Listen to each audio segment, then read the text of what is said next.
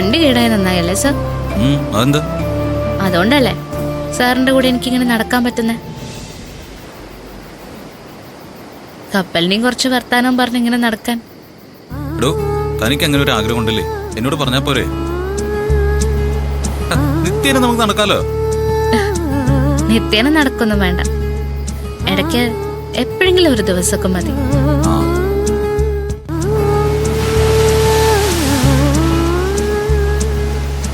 ഞങ്ങള് നാട്ടിലെ അമ്പലത്തിലെ ഉത്സവത്തിനൊക്കെ പോയിട്ട് തിരിച്ചിങ്ങനെ നടക്കും.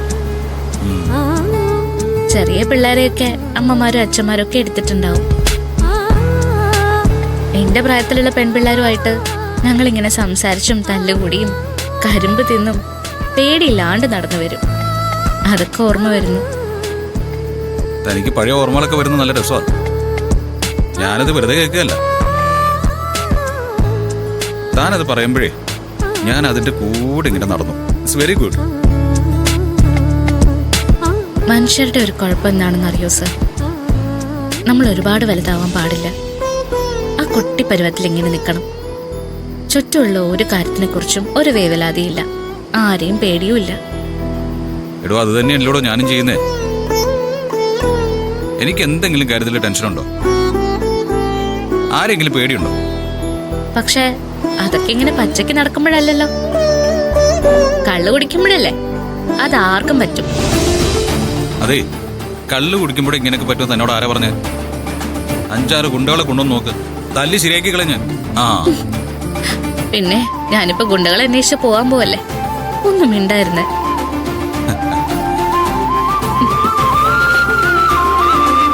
നന്ദിനി, താനേ എപ്പോഴും ഇങ്ങനെ ഹാപ്പി ആയിട്ടിരിക്കണം കേട്ടോ. അതിപ്പോ കൂടെ നടക്കാൻ ഞാൻ ഇല്ലെങ്കിൽ പോലും. സാർ എവിടെ പോവാ? ഞാൻ മരിച്ചു പോവില്ലേ?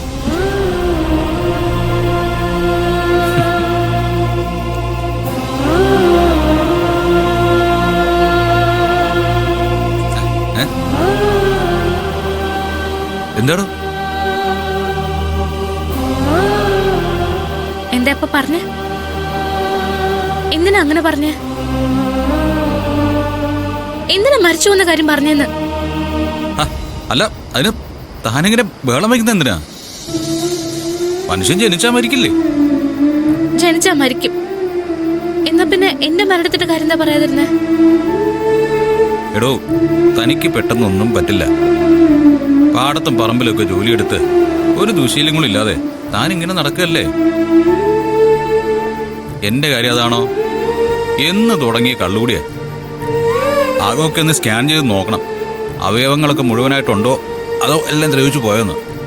ഓ, അപ്പൊ അതിന്റെ ദൂഷ്യങ്ങളൊക്കെ അറിയാം. അത് മറ്റുള്ളവർ പറയുമ്പോഴാ മനസ്സിലാവാത്ത. എടോ, മദ്യപിക്കുന്ന എല്ലാവർക്കും അതിന്റെ ദൂഷ്യവശങ്ങൾ അറിയാം. പക്ഷേ മദ്യത്തിന്റെ ലഹരിയിൽ നടന്നു കഴിഞ്ഞാൽ അവർക്ക് അതൊന്നും ചിന്തിക്കാൻ സമയം കിട്ടില്ല. കുറെ നാൾ കഴിയുമ്പോ ബോഡി പാർട്ടുകളൊക്കെ ഓരോന്നായിട്ട് കംപ്ലൈന്റ് ആവും. പിന്നെതാ ഒരൊറ്റ വീഴ്ച. പിന്നെന്താ കുറെ മരുന്നും ചുറ്റും നിൽക്കുന്നവരുടെ ഉപദേശവും. പിന്നെ കുറെ ആളുടെ കുറ്റപ്പെടുത്തലുകളും. അല്ലടോ, ഞാനേ അങ്ങനെ വീണ് പോയി കഴിഞ്ഞാലേ താനുണ്ടാവും എന്റെ കൂടെ. താൻ നോക്കൂ എന്നെ. ഞാൻ എല്ലാ ദിവസവും താനീരമ്മയെ തൊഴാറുണ്ട്, പ്രാർത്ഥിക്കാറുണ്ട്. അത് കഴിഞ്ഞാല് മനസ്സിൽ ഞാൻ കൈയെടുത്ത് കുമ്പിടുന്നത് സാറിനെയാണ്. സാറിനൊരു അസുഖങ്ങളും വരില്ല. എന്റെ ദേവി സാറിനെ കാത്തോളും. പിന്നെ ചെറുതായിട്ട് എന്തെങ്കിലും അസുഖം വന്നാൽ പോലും ഞാൻ തൊട്ടടുത്ത് തന്നെ ഉണ്ടാവും.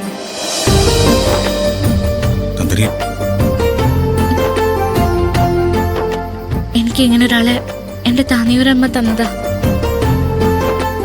നന്നായിട്ട് നോക്കിക്കൊള്ളണേന്നും പറഞ്ഞ് വിട്ടുപോയില്ല. ഞാനിങ്ങനെ കട്ടയ്ക്ക് പിടിച്ചോളാം.